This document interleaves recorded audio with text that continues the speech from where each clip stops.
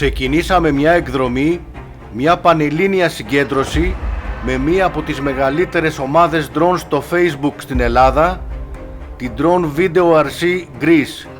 Διαχειριστές και μέλη από Κρήτη, Αθήνα, Πάτρα, Κοζάνη, Θεσσαλονίκη, για να πραγματοποιήσουμε ένα οδηπορικό σε επιλεγμένα σημεία ενδιαφέροντος στα Σέρβια Κοζάνης, Καστοριά, Μέτσοβο, Μετέωρα και όπου υπήρχε ενδιαφέρον θέμα για φωτογράφηση ή βιντεοσκόπηση με ντρόν για εναέρια πλάνα.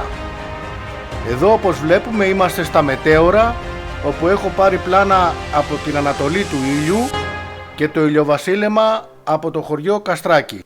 Τα Μετέωρα είναι ένα σύμπλεγμα από σκοτεινόχρωμους παλαιολιθικούς βράχους από ψαμίτη, οι οποίοι ψώνονται έξω από την Καλαμπάκα, στο νομό Τρικάλων στη Θεσσαλία, κοντά στα πρώτα υψώματα της Πίνδου.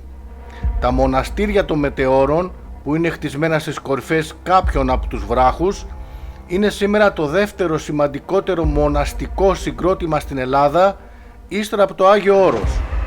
Από τα 30 που υπήρξαν ιστορικά, σήμερα λειτουργούν μόνο 6, τα οποία από το 1988 περιλαμβάνονται στον κατάλογο μνημείων παγκόσμιας κληρονομιάς της UNESCO.